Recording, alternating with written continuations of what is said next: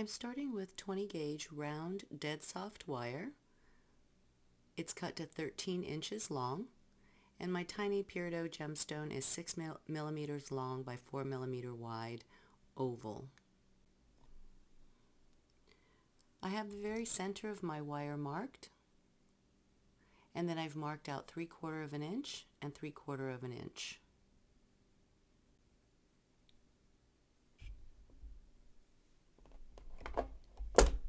I'm going to use chain nose pliers or some very fine flat pliers. You could use those. And I'll grip the very edge of the center mark. I'll use my thumb and I will push up very close to the mark, very close to my plier, so that the mark ends up on the bottom of the bend there. And I'll push the wires up and all the way together. Before they get there, you might have to tap this side. Get it a little more flat because the plier has a little body to it, so sometimes it takes your wires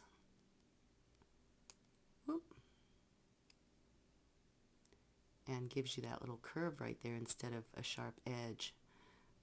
So once you get them together, you just do a gentle squeeze, balance it on your finger, and that's pretty good there.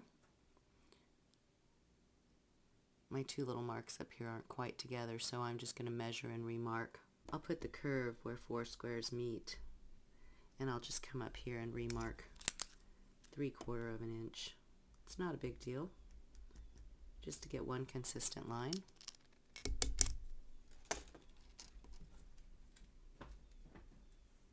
Just like that. And that's pretty good there.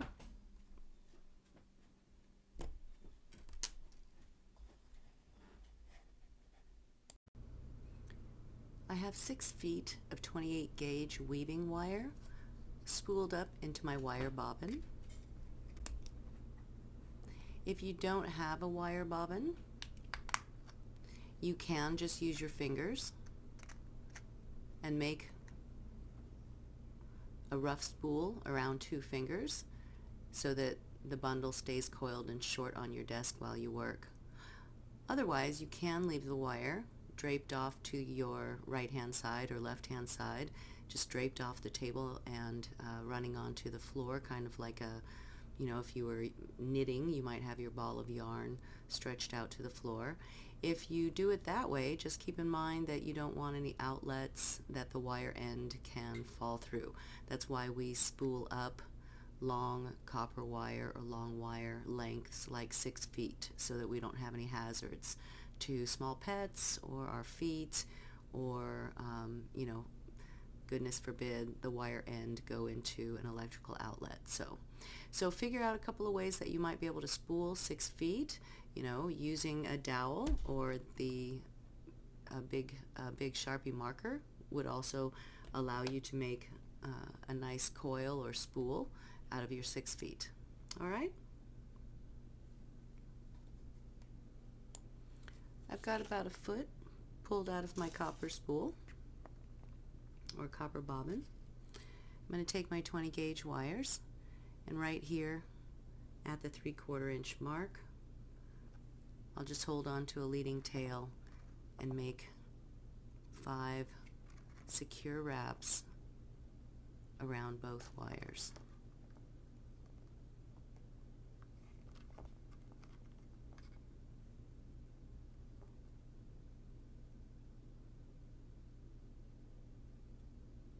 Just push them together with your fingers, just like that. You're holding on to this tail so it doesn't travel on you while you're working. Once you get them wrapped together like that, you can take a flat plier like your chain nose, and you can just make a little tap right there. These are round wires, so they might want to do like this on you, and that's okay while you're working. Just tap this end down here as well, and we'll continue to hold on to that short bit. You'll split these wires into a V shape, a slight V shape, just like that, not a big deal. And then just kind of bring them back together down here. You want the slightest space right there. Just try to stay straight. Come down here. Put your wires on the board.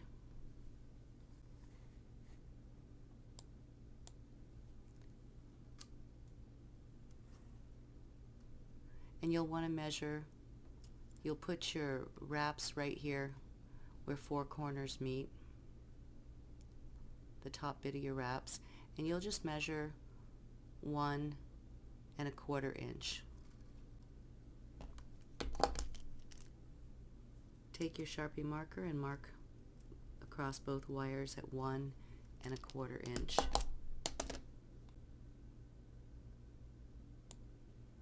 Take your little 4-inch piece of scrap 28 gauge.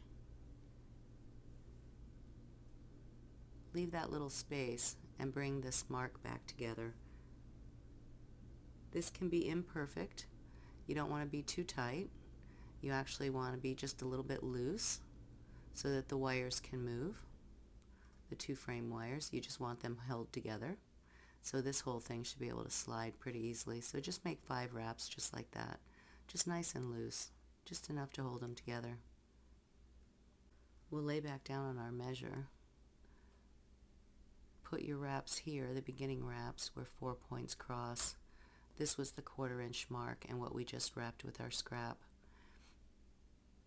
You can find the 1/2 inch mark right here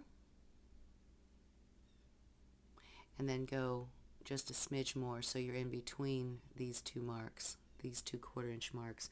That should be the approximate center of your 2 wires here between the 2 wraps.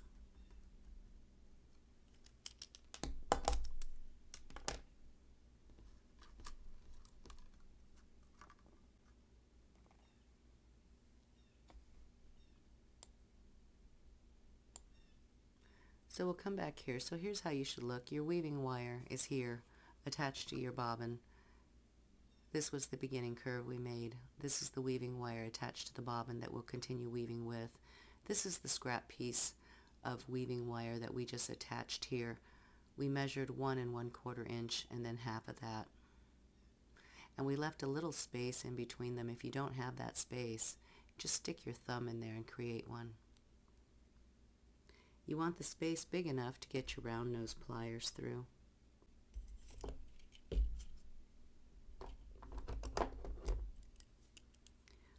So we'll take our round nose pliers. Carefully insert your pliers in between those 2 wires. Get to where you're in the center of those marks. So you see right there my mark is at the center in between the 2 teeth of the pliers. Here, I'm just going to carefully push up so that the wire is down at the widest part of my pliers. And this mark is in the center of the 2 teeth. From here I'll brace right here and just turn my plier so that that mark is on the center of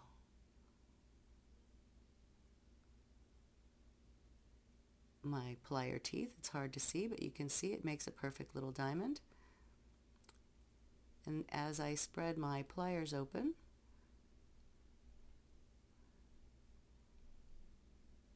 it will give me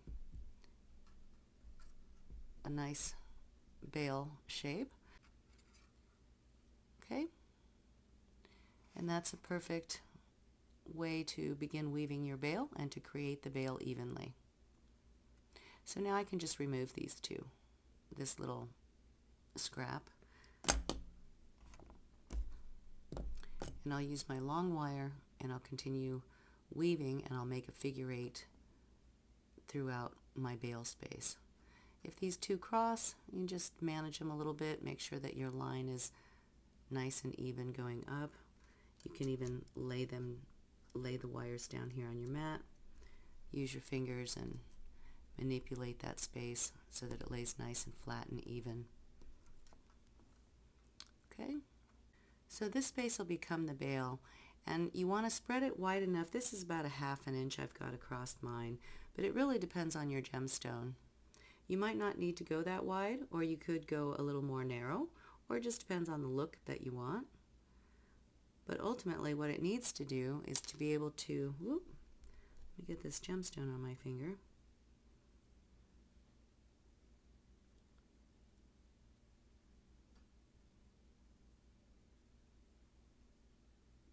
Your gemstone needs to be able to sit on the bale in that space comfortably. So you need to make your opening here accommodate your gemstone in the look that you want, remembering that the bale bends about 1 millimeter or 2 to either side of these center marks. That'll be the curve in the bale. So the gemstone needs to sit, right about here, a couple of millimeters below these marks. Okay, so that's a comfortable fit. It could actually be even a little bit thinner if I wanted it to be, so I could just squeeze it a little bit.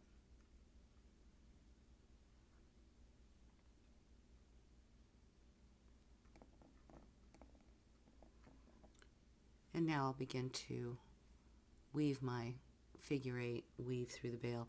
Might be a little bit hard for you to hold on to it here. If you have the wooden clamps, this would be a good place to use them. I don't have them, so I'm just going to use my fingers. I'll do a complete 360 around this bottom frame wire.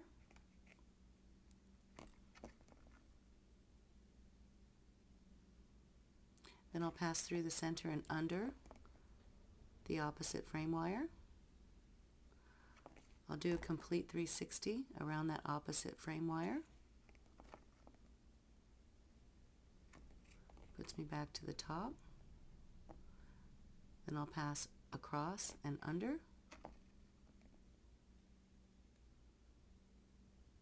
Do a complete 360 around this bottom one. It's actually like 1.5, so there's 360, and then here's half to get you back up here and to pass across. I'm keeping these weaves underneath my finger here so that they're pulled back as I'm working, and I'm keeping my space even as this weave grows, my 2 frame wires.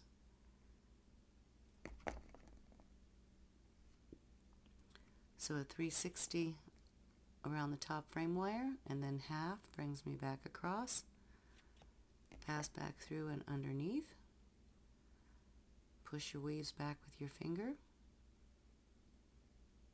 So you should be looking about like this. Do a 360 around the bottom frame wire, come back up to the half, pass through and under and across to the opposite frame wire. Do a 360 around that frame wire.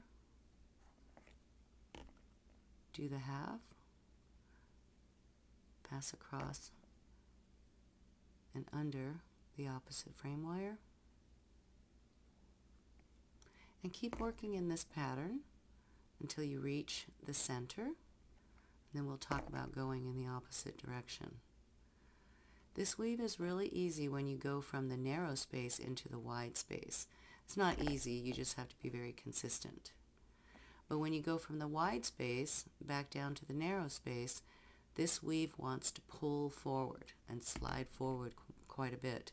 So managing it becomes a little bit harder on the back side.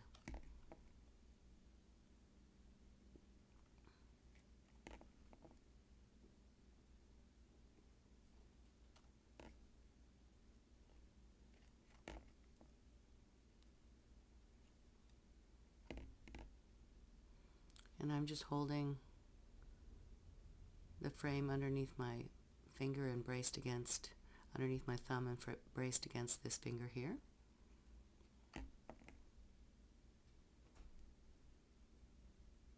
You're keeping your pulls not necessarily tight, but snug and consistent.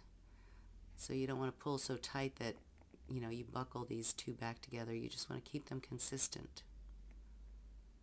The distance apart, the distance between them. You want to make sure that each weave is nice and landed next to the previous one without overlapping the previous coil. Every now and again, take your fingernail and push down, gently push back the weave.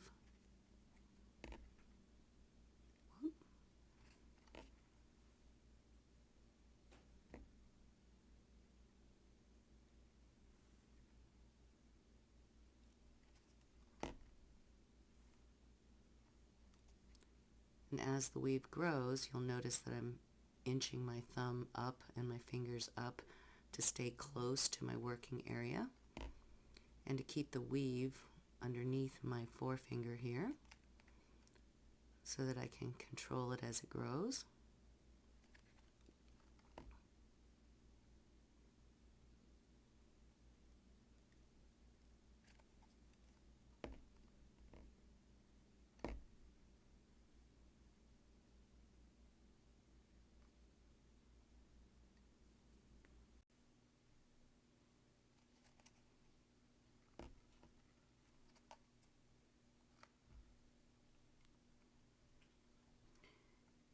When the wire on your bobbin, if you're working on a bobbin or a spool,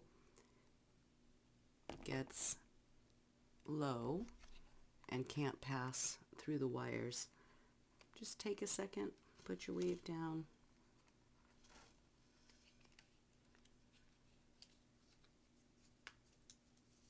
give yourself another foot or so, and then continue to weave. If your wire is just laying down beside you, then obviously you don't have that issue. You won't have to release any more wire. You can just keep working. Most of the time I work off the bobbin. I just have my wire trailing down the side of my table. But I thought I would show the wire bobbin this time. A lot of you use it. And it would be easier for me to use if I weren't underneath the camera.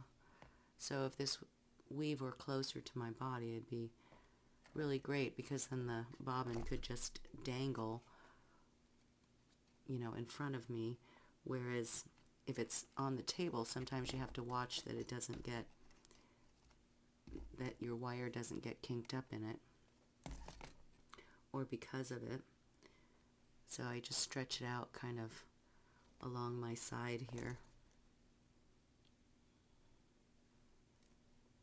and let it move in as I weave.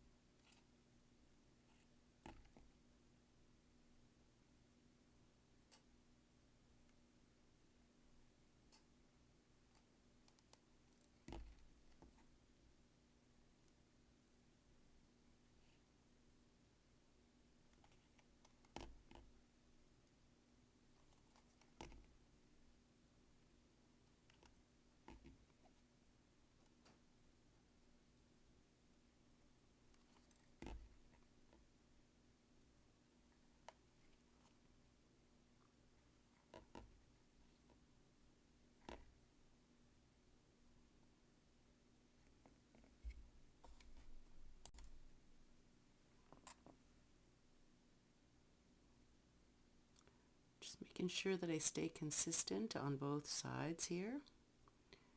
Periodically I look at it, make sure that my weave and my wires remain nice. You know, it's a little bit, you just have to go slow and patiently because you're working without a stone. It's just wire up here in the wind, so it can be a little bit delicate. If your holding hand goes too tight, you can crush that up. So you want to make sure that as you're holding it, you see I'm not bending anything, I'm not warping anything.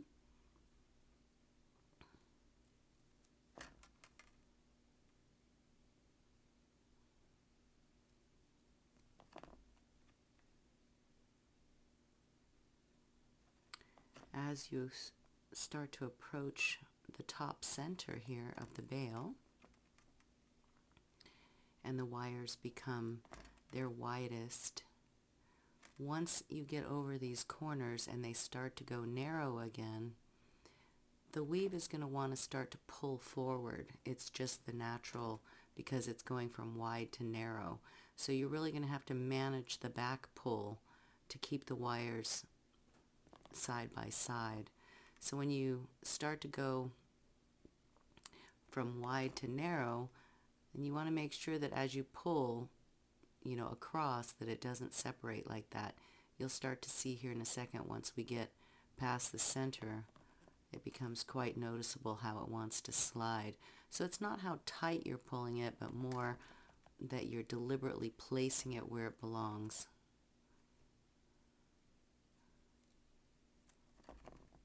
And I start to hold it more as I come across the center so that it doesn't slide forward.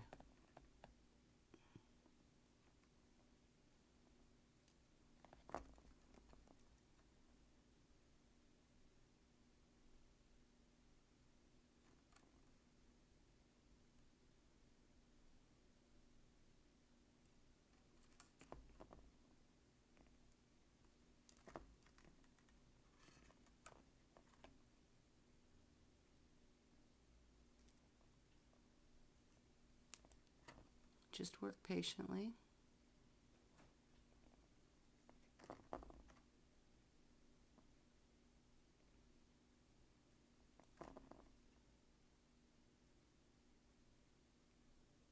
You see, did you just see that jump forward as I went to this side?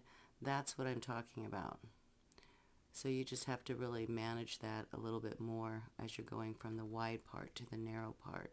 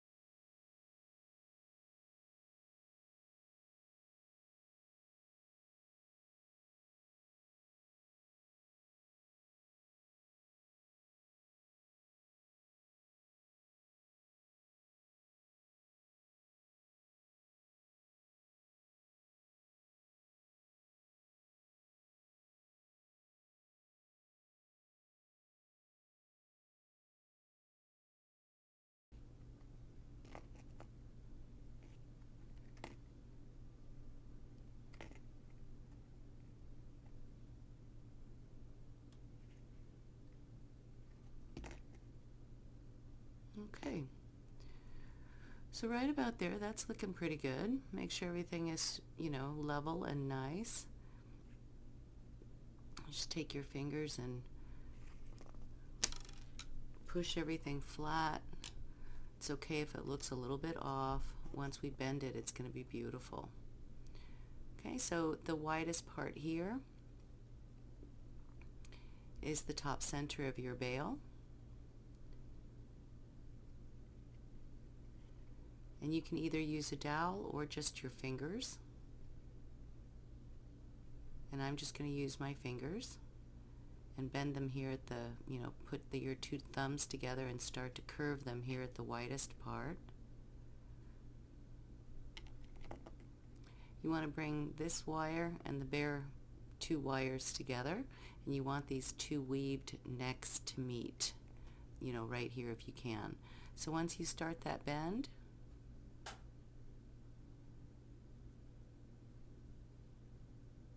just help it all the way over. You can put a slight forward bend on that wire there to help it come back and meet the two back wires, and then likewise use your thumb. Just give a slight bend to those two back wires and have them meet, and that should be beautiful. I'm going to get rid of this little straggler here in the front, the beginning tail, and I'm just going to snip it on the inside of the bale there.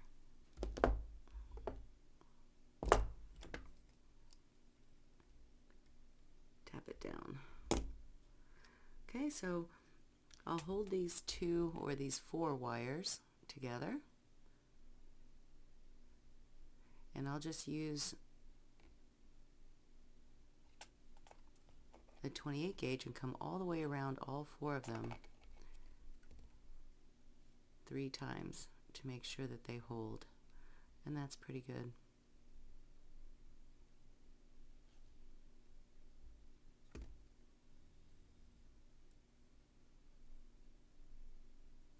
You want to face your bale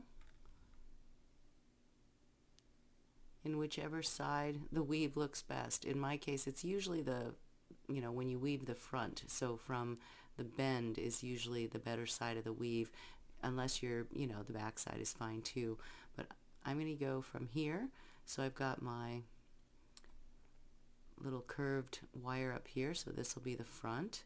And once you wrap the neck, you're going to split these two wires back here slightly to either side of this center one.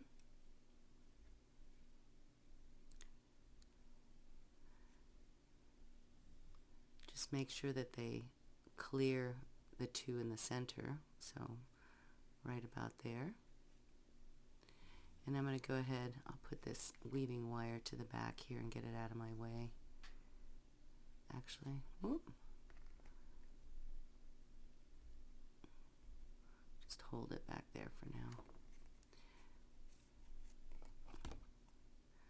Alright, so once you get them split to about here, I'm going to take a fine plier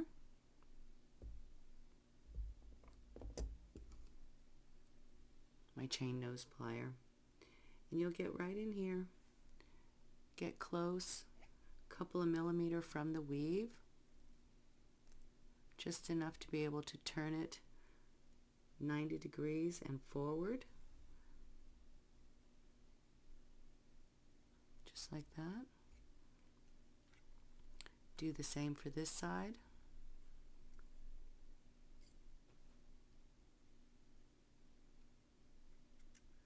Try to make the bends even on both sides.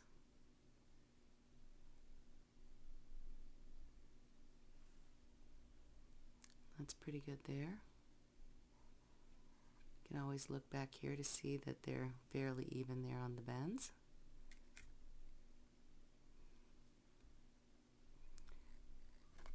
Once you get them bent up like that, we'll start with the right hand side one.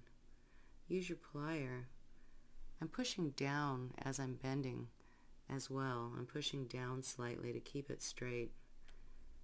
Just take it over itself like this and take it diagonally.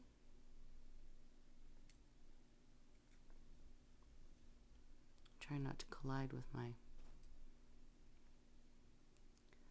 You don't want this curve to be too big, so if you need to, you can get down there slightly with your plier. Do a very controlled pinch. You don't have to kill it, just pinch it back a little bit. And then take it and kind of curve it off to the right hand side. Just make a nice elegant curve. Oop. Kind of right there to match the curve of the bale. And then you'll repeat with this side. Let's go ahead, I'm going to take my bobbin off.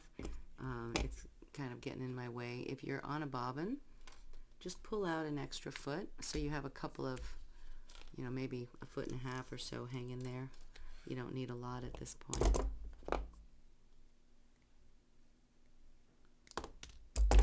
And that way it's not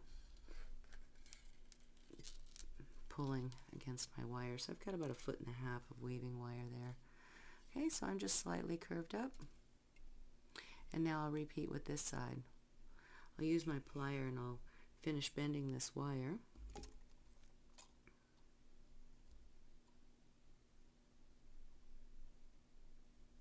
Into a slight diagonal. Get underneath it and try to make it even with the other one. About there is good. Get underneath it. Do a nice controlled pinch. Pinch it right there. It's slightly diagonal there. Hold it right there. And then create a nice bend that matches your bale, the slope of your bale. This kind of looks like that.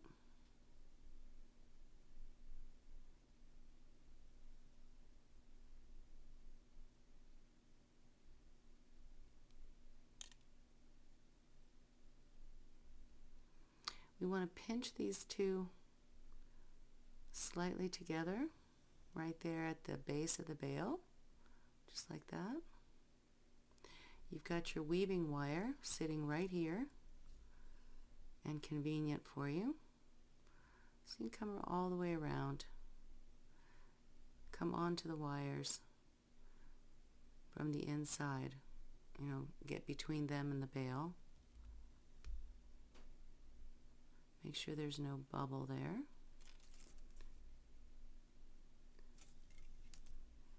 Get a nice tight fit. Pinch these two so that they come together, but that they're still sitting nice and flat on the bale.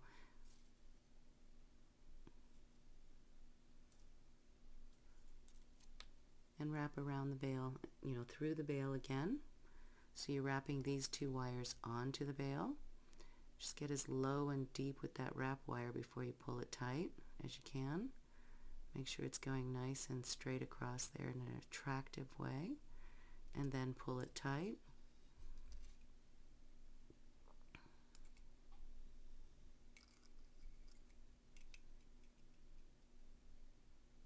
This is easier than it looks. I'm just trying to stay underneath the camera here. Make sure you got a little room in there.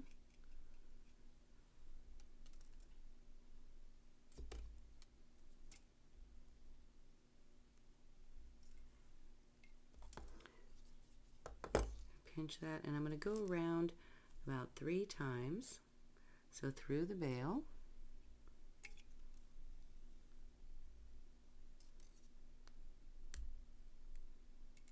right next to the previous wrap,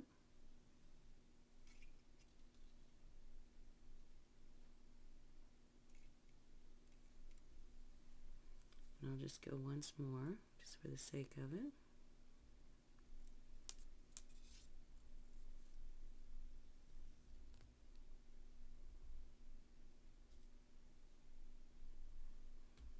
Making sure each wrap sits down nicely.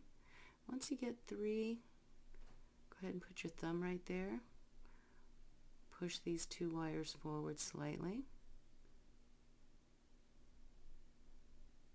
so you can get behind them.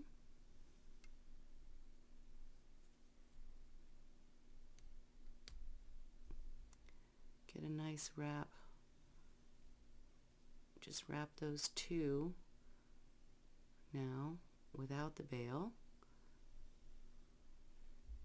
Whoop.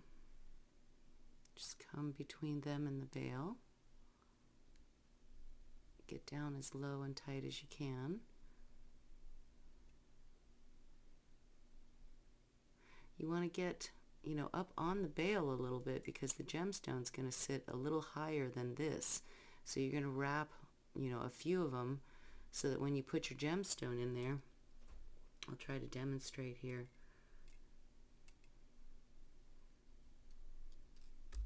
Oop, sorry for the camera earthquake.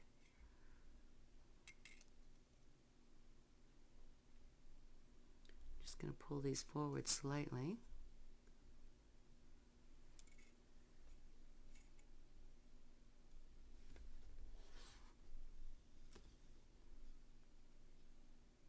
Just going to put my gem in upside down so you can kind of see and I don't have to fight it.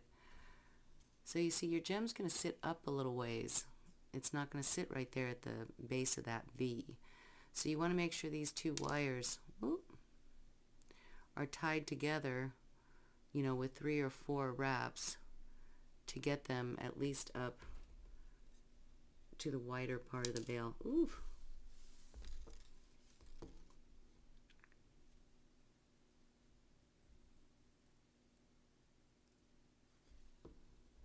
Okay, hopefully that makes sense to you. If you're working a cabochon, it would be the same. Remember that your little gemstone's got a little point right there. So I have my point facing this way currently so that sitting in here is a little easier. And you can wrap them that way too. Nothing says you can't put the point out. Right? So that's a unique way to do it too. But anyway, that's about where my gemstone wants to be. So I'm going to put 2 or 3 more wraps on these 2 center wires, and once they start to part a little bit, I might go ahead and put a figure 8 weave on them just to make a nice design. So I do a 360 around that frame wire. Sorry you guys, keep bumping the camera. And then I'll come do a 360 around this one.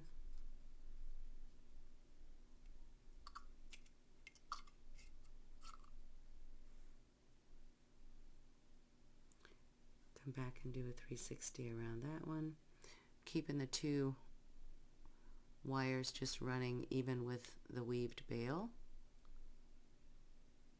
And I'm going to do one more.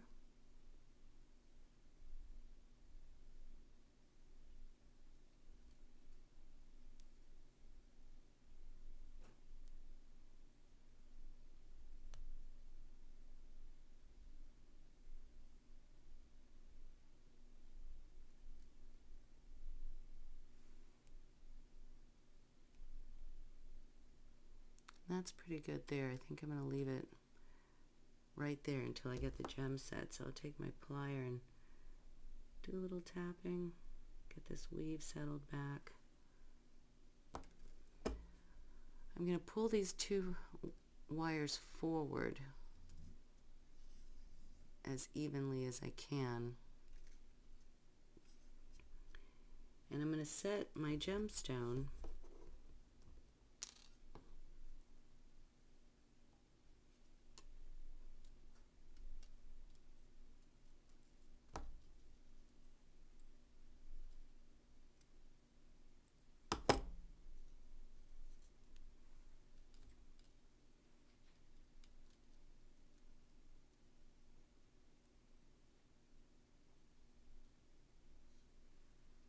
so hopefully you can see that. Ooh, it's a delicate balance, you guys. Work with a felt pad or something underneath your fingers, underneath your gem, so that if it falls off of here, it doesn't bounce off your table. But anyway, you want to get it set. Woo. I'm I'm gonna let you watch me struggle.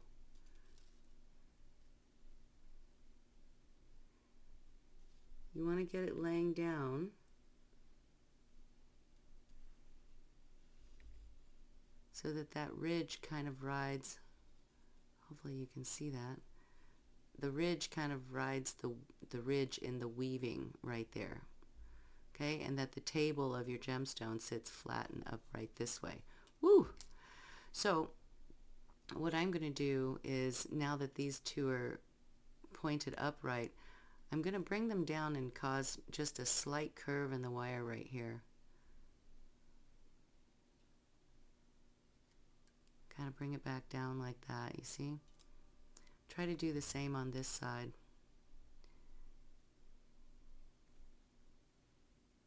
Just cause a little curve in the wire right there. And then get these two wires pointed back. So I hope you can see that. Just enough for the belly of the gemstone. Takes a lot of practice, and everybody has their different ways to do this.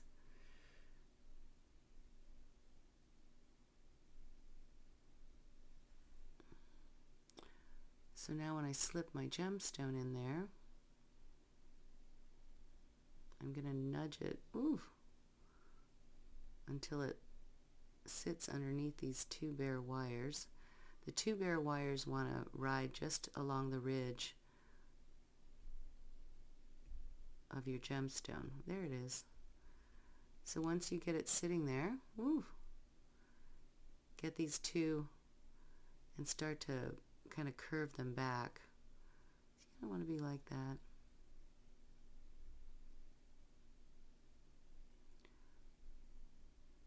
It's a little hard to hold on to because you don't have a whole pendant right there. You got a little bit of a thing. So I'm going to take the one from the top and just cross it, best I can, diagonally.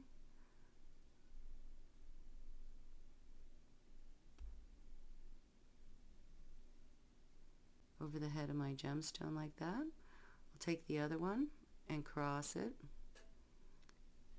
would have been easier had I not tried, I'm trying to stay upright into the camera here, so it'll be easier for you because you'll be able to look at it head on, and you'll be able to, get the wires crossed on them so that you're over the top of your gemstone there, just like that. I think you can kind of see that. It's easier if you're looking at it to do that. Once I get them crisscrossed, I'm going to go ahead and put my thumb right there on the top. You can either do this with your fingers or you can do this with your plier. Make sure your gem stays in place and get the crisscross close to the top of the gemstone if you can. And put your thumb up there. Get real close in there to make the first twist and hold on to the two top wires. Sometimes it's easier to use a plier to get that first twist going on if your fingers can't get tight in there. I often use the plier for that first one. And your gemstone might shift, so once you get that first twist, just take a second. Make sure you're still sitting in there nicely, and I am. Then go ahead and make another tight twist. Remember to hold on to the gemstone. Sometimes, this open space wants to close up on you a little bit as you're twisting.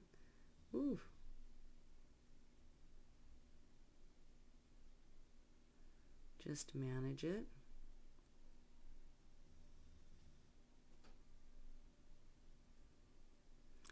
You just have to fiddle it.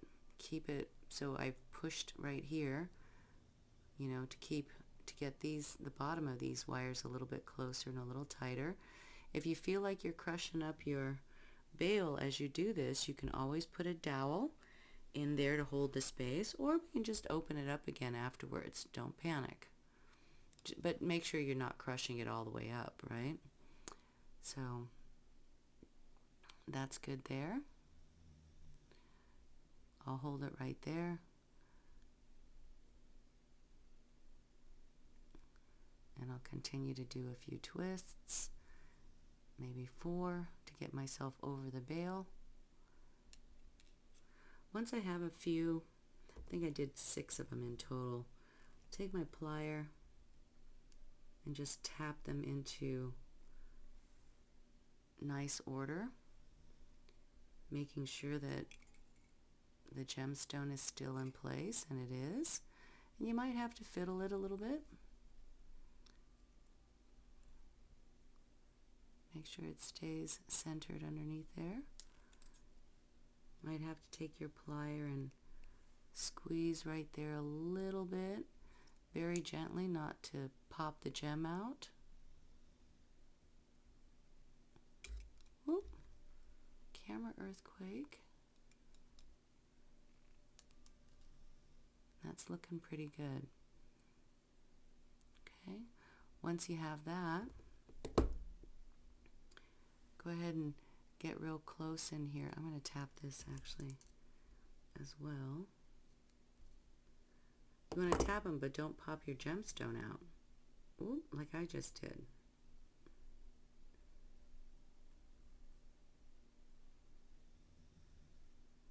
So that's okay. I can just squeeze that space closed a little bit again.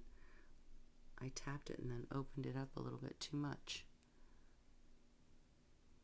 And we're going to flip some other wire over the, over the top, so don't fret too much. And let's go ahead and I am going to use my dowel and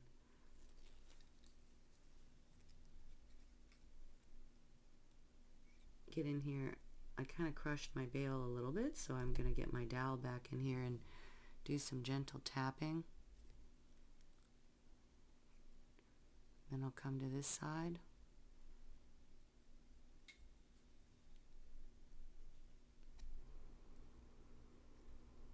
Get your dowel in there, and or your round nose pliers, and do some gentle tapping. Sometimes it's easier with the plier in place to make this bend, or a small dowel in place. So I'm just going to put my regular round nose back in here. Right, you should have one of these. Hold it, right there. Make sure your gemstone is, it's a good time to make sure your gemstone is nice and in order there. And I've just got a barely delicate hold on it here. I'm not crushing my bale, and I'm just using it to help me push that wire over the bale and onto the back. Your braid wants to stop about 1/4 of an inch. I want to stop about right here.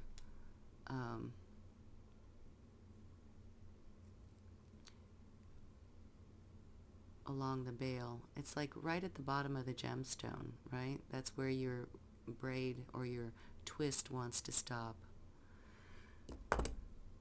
So once you get that bent over, just push it close. Make sure you're centered. Hold it right there and just start to nudge these wires forward.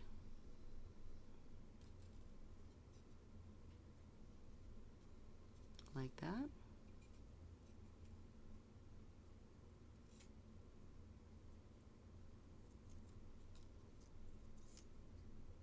Squeeze them together so that they're close to the bale. Raise them slightly.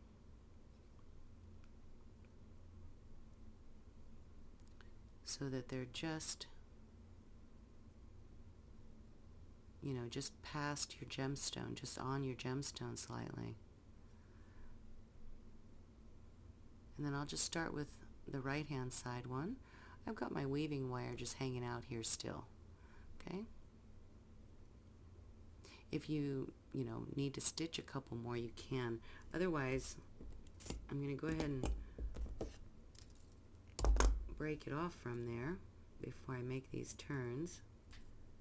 So you can give a little tension, do big circles, let it break off. Okay, so from here, and again I'm close to the bale, in the back, it's nice.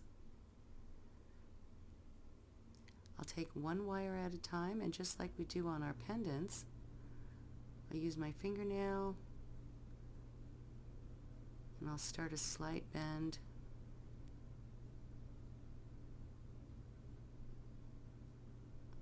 and kind of swoosh it down this way.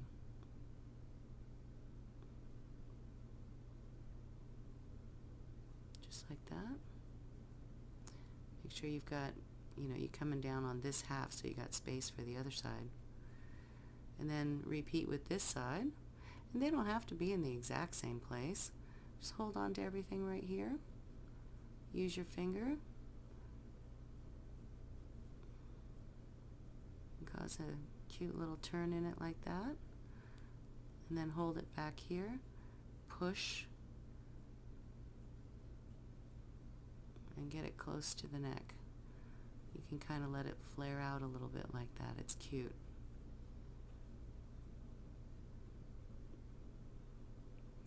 Had I left the weaving wire on there, I could have used it to, tie these two together right now, but it was kind of in my way, so I took it out.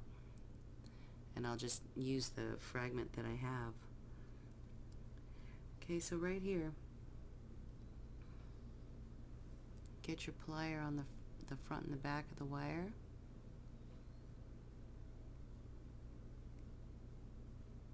And give gentle squeezing.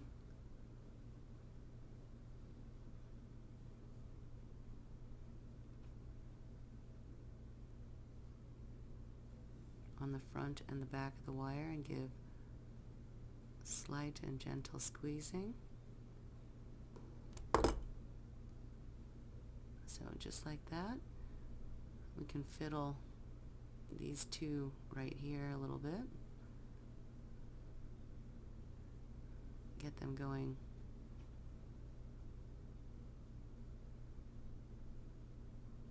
nice and side by side down the center there.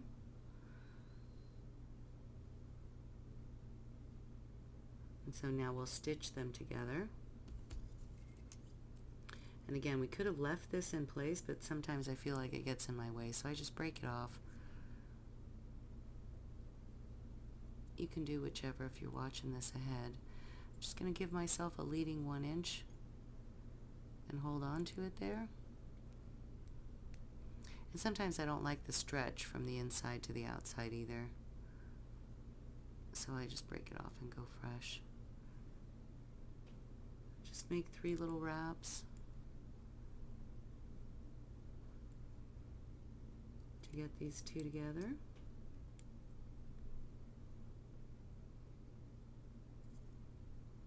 So you're only wrapping those 2 wires there. Here's the beginning fragment. Just pull it tight into the back.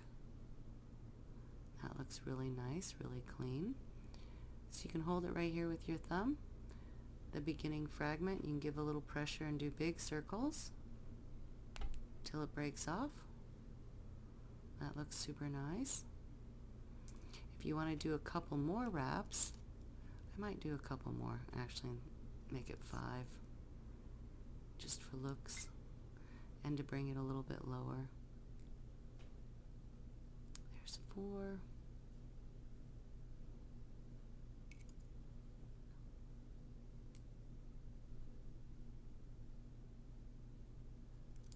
There's 5 nice tight wraps. I might go 6.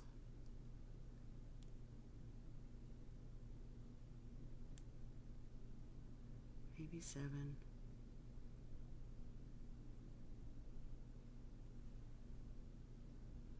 Yeah, I like the way that looks. It's nice and solid. It looks substantial. It looks like sleek design. Doesn't look like a couple of, I might go 8. Doesn't look like just a couple of utility ties. I might go 9, and I might just go for the full 10, just because I like the way it looks. Okay. Yeah, that's beautiful.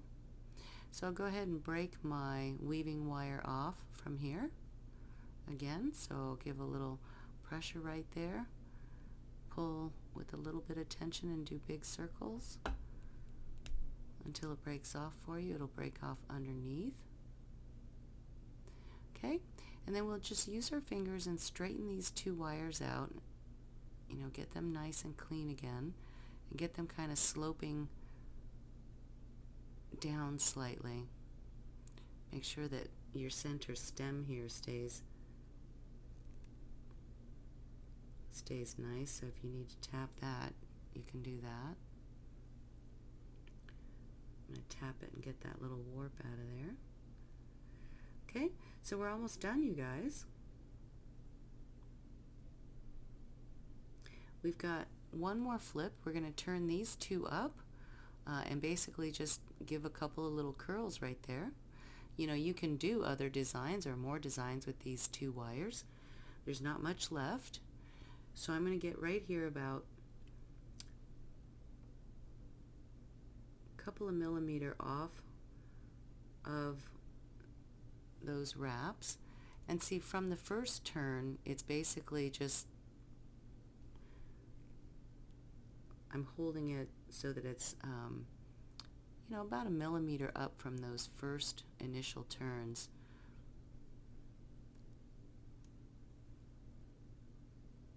So it's about 2 millimeter down from your little weave there. I hope you can see that.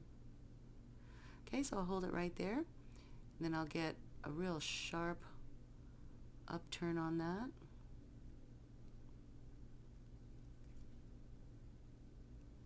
I'll get it from the top here, and I'll just help it over a little bit more. Tap it from the bottom. Get a nice little tight turn. When you get it turned over, ooh, kind of tight, you guys. Try to get underneath it and try not to put any nicks. But try to get a squeeze on it like that. There's a little nick I got there. Just have to do a little sanding. And then hold it right there at its edge and curl it off, you know, turn it off to the right hand side, nice and elegant. Just kind of make it follow that first line right there. You don't want to squeeze all the way closed, leave a little bit of space. We can insert a bead ball and tie it off in there. Got my turn a little bit weird here. Make it a little more elegant. Tap that weird bend out. Okay, so I just turned off the pendant, off the bale there. Okay, so now I'll do the same with this side. Grab it a couple of millimeter away from those wraps. Try to make it even with the opposite side if you can.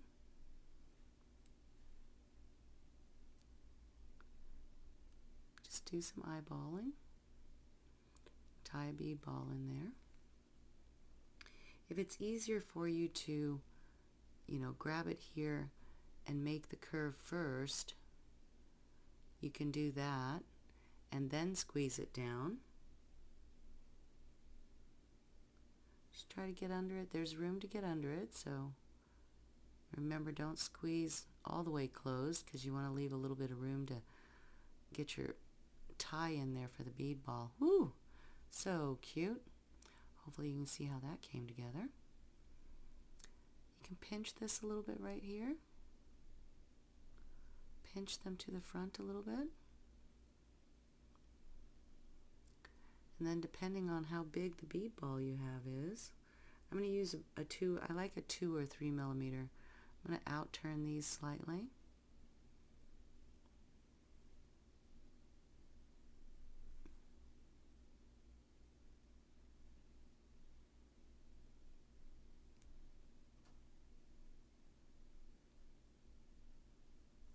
Now That way, you know, the bead ball sits in there. I'll just bend these a little bit more.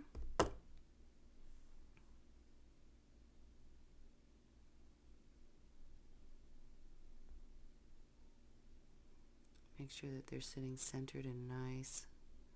Just take your time with it.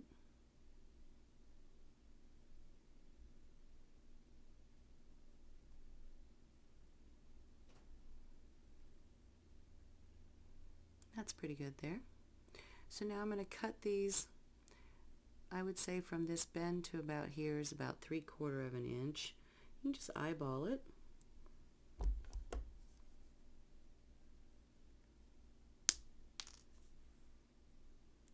Same for this side.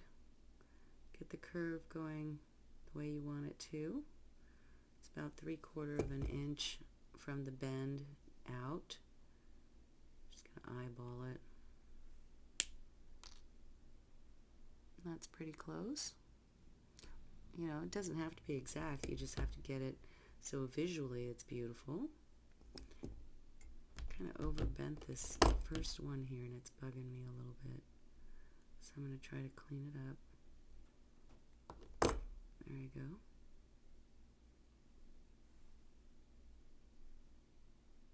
And now I'll get my round nose pliers and basically I'm just going to curl those down. Pull these up slightly. Just pinch it right there and pull these up slightly. I'm going to curl them down into that little ear space right there. So you can do this with round nose or you can do this with, you know, your fine pliers, whichever you prefer. Sometimes to make these little tiny tight spaces I actually prefer my fine plier. So I'm going to take it by its edge right there. I'm going to hold it upside down so I can make a natural turn. Just hold it right there.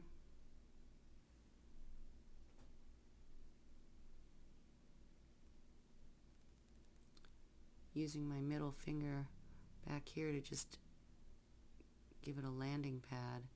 Just make a nice turn, make a nice spiral, and then you can push it back into that space. I'm going to dive the cut part towards the inside and back. I hope that makes sense to you.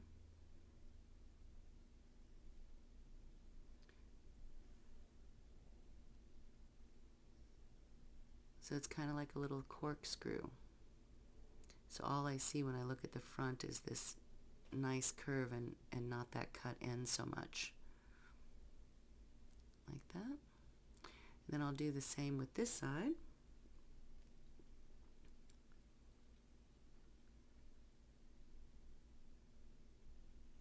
These are in odd places, so it's a little bit hard to make these spirals. Just turn yours, and I'm trying to also stay in the camera.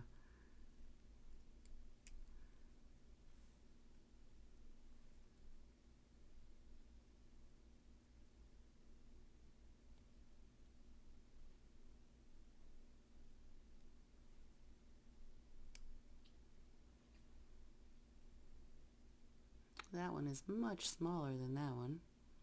I kind of actually like that side better. So I think what I'm going to do is adjust.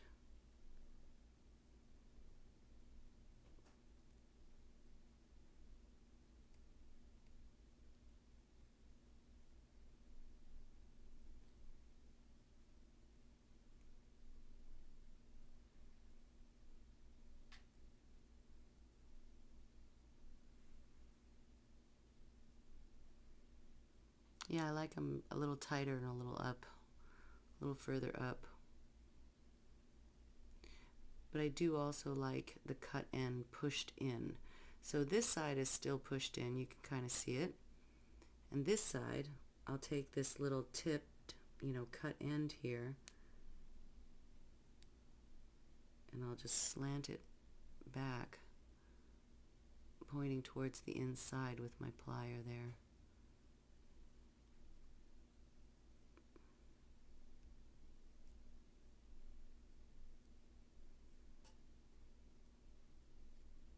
Just work yours until you love them. I'm going to pinch this nose together a little bit.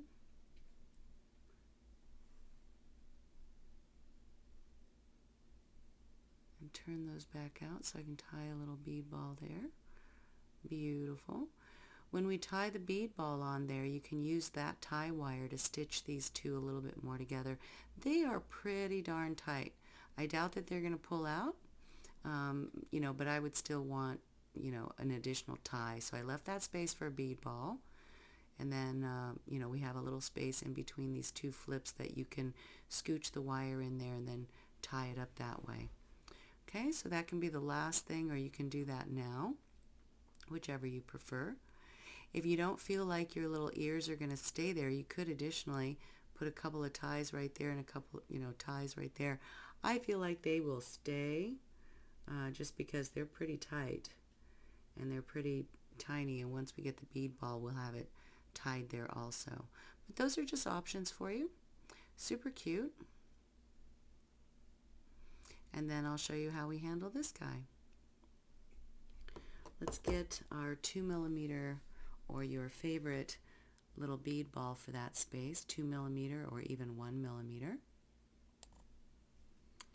Okay, so I have the last bit of my 28 gauge scrap wire that I was just using. Got my 1mm bead here. I think it's 1.5 actually.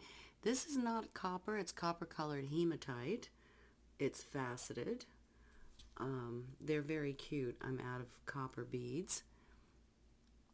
So it'll go right there. So, darling. So I put the bead onto the wire. Alright, so I've got a 1.5mm copper colored hematite bead. It's faceted. I'm out of copper beads. And I'm going to go and tie it right there. Whoop. So cute. So I've got the remaining bit of my 28 gauge that we were using.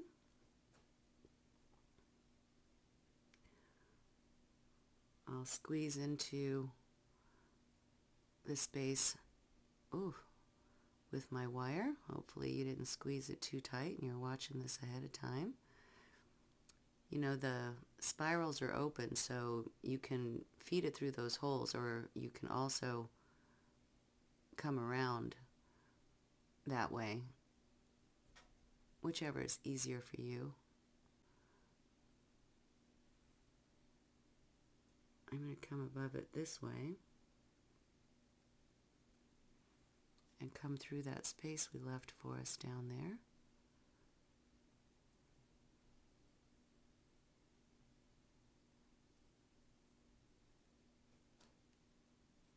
There we go. Just work the wire through carefully. That looks really nice. Get the bead positioned where you want it.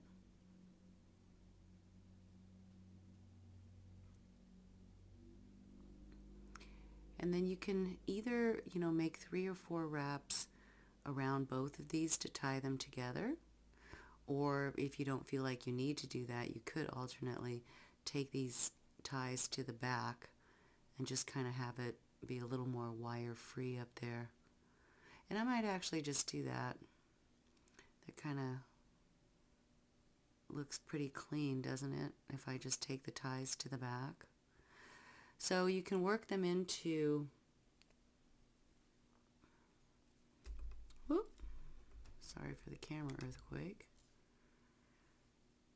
So if you take them to the back, you know, find a nice place where you can tie onto, and obviously the first 2 flips right there, I've got some space. So I'm going to feed my wire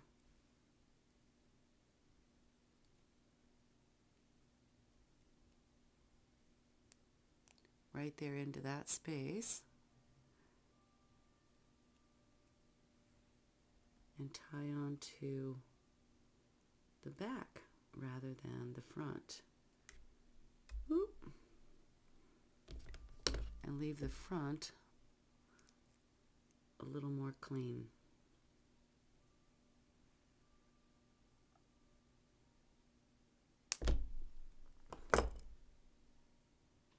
So I hope you can see where I'm tying it on. It's to this wire right here. And I've got, you know, one tie on each side that I can use.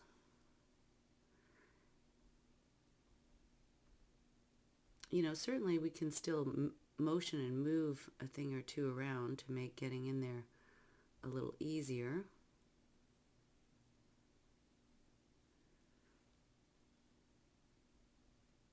Like I can move this center bar, or I can turn these out slightly to get, you know, to get in there a little easier. So if yours are really tight, just turn them out slightly, like I just did. And all you need to do is get a couple of wraps, maybe 3 on each side.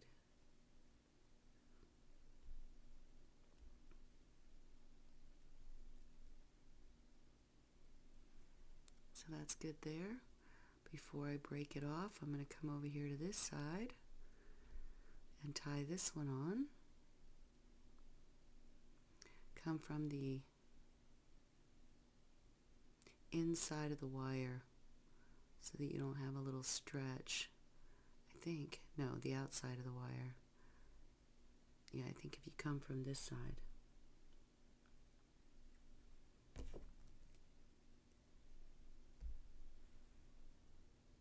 And that's pretty clean there.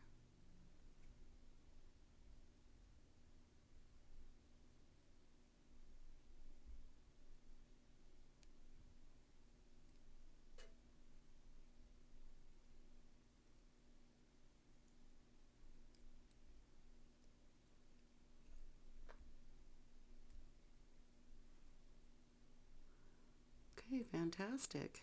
So that's a pretty clean tie and a clean bead ball. Okay, so to break those off, you can either cut them or you can give a little tension, do big circles until it breaks off down there. Hold on to everything, give a little tension, do big circles until it breaks off, and that's pretty clean. All right, you guys, woo, congratulations. You could also burnish a little bit here and there if you felt like those two needed a little hardening. Okay, so now let's deal with this guy. Ooh. So what I like to do usually is put the hook to the back. So from the very center, you know, from the very depths of it right there, hold everything and kind of pull it forward slightly. Like that.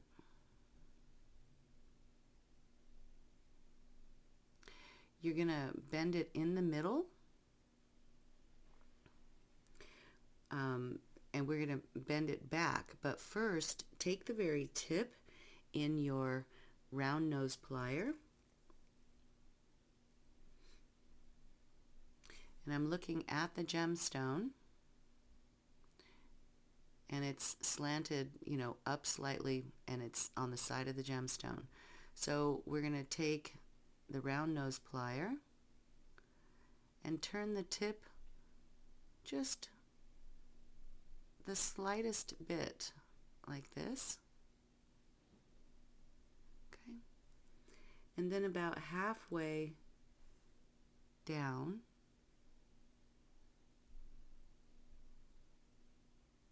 get into the more narrow part of your plier here and turn back.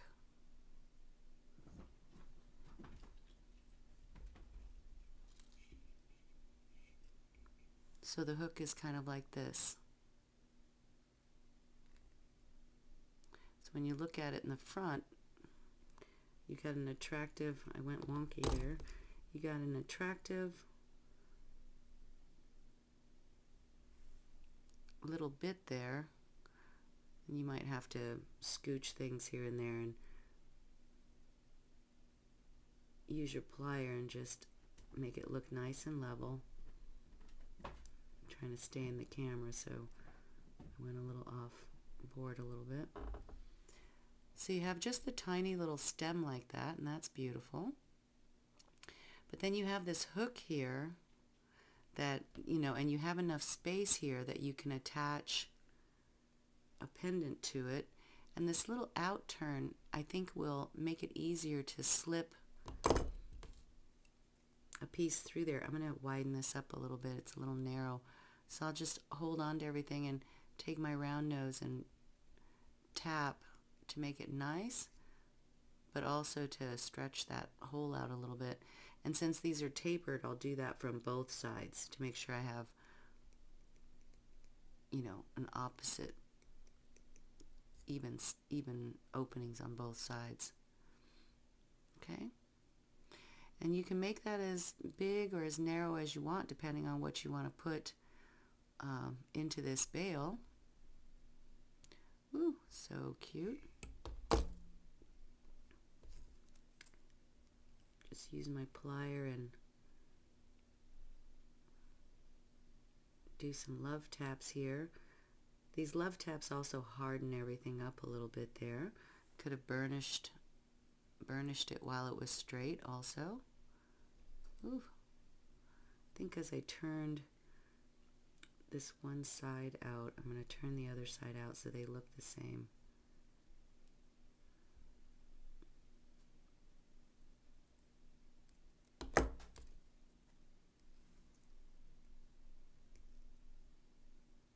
Yeah, that looks better. Okay.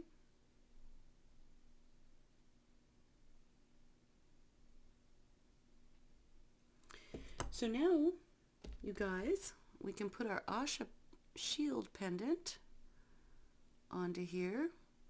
You're looking to be able to, it's a little bit narrow, so I'm going to pull it forward slightly. It's a little bit narrow, so instead of pulling it back, I'm going to come in here and just curve it to the front slightly. Open it up a little bit more. Get your Asha pendant on there. Make sure it's hanging nice. That's beautiful. If you don't want so much of a neck, you know, you can bring it further up as well. And I might do that just to give us some options here. So I'll widen this neck up by going deeper into my plier.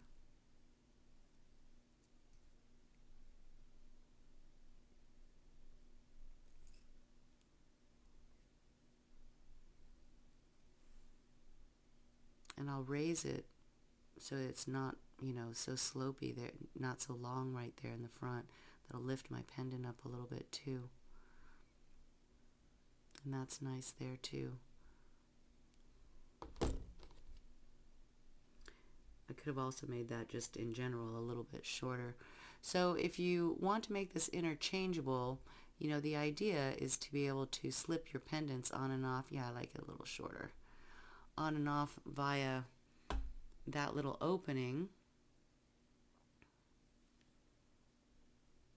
And maybe, you know, rather than deal with that, because I actually like the hook where it's at. I can slip my pendants on and off easily.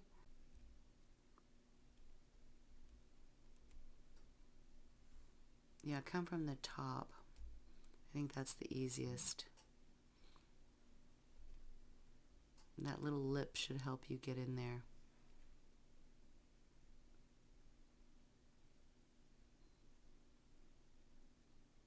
Okay, and I think that's beautiful.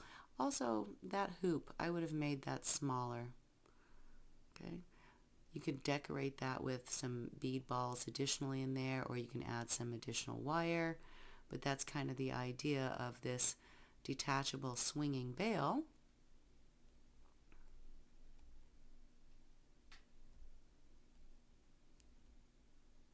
And then certainly if you want it dedicated, you would just close that up all the way and, you know, harden it up so that it doesn't open up easily, and then it would just be a swinging, dedicated swinging bale.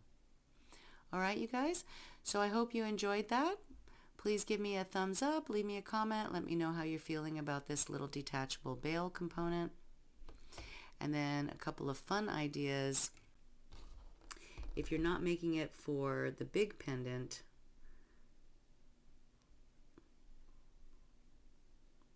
I actually like this for the smaller pendants, and if you watched the little earring tutorial I did the other day, this is where I think this is funnest, is when you put a small one on there. And again, I could have made that, the hole on that little gemstone, the loop on that little gemstone, a little smaller. But I think you get the idea. That's super cute and fun. And then now I have a substantial bale for a tiny little gemstone, and I can actually, you know, maybe sell a set. So you have 6 of these little gemstones and 1 bale that you sell, you know, as a set, or 3 of these little gemstones, however you want to do. And then your customer or you can enjoy switching them out.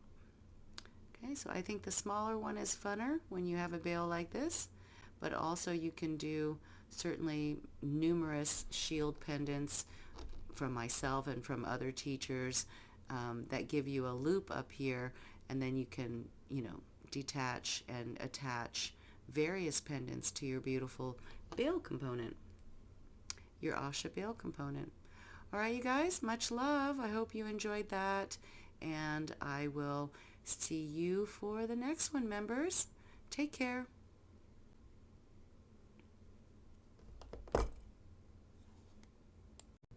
And I do have another version of this without the gemstone. So this one is built the same way,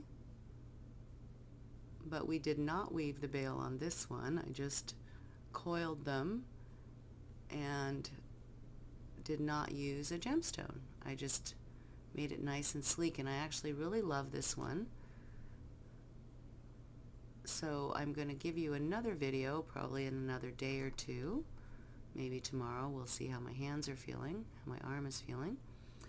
And this one is a nice, I was doing some experiments, and so I kind of wonked up that loop, but I think you'll get it. This one is really nice also, a little more plain, a little more simple.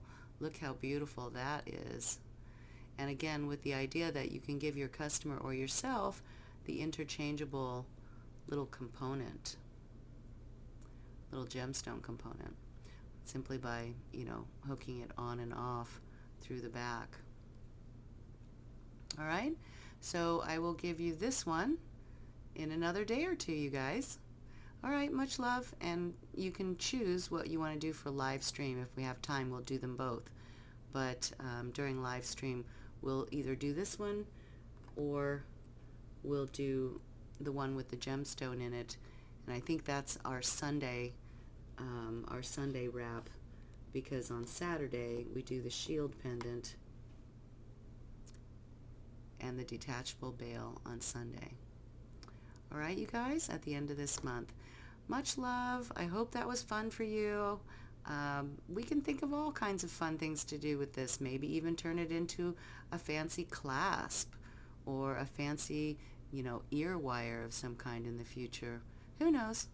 For now, it's a wonderful little dangle of a swinging bale for you, for your small charms or your large shield pendants. Okay, much love. See you next time. Bye.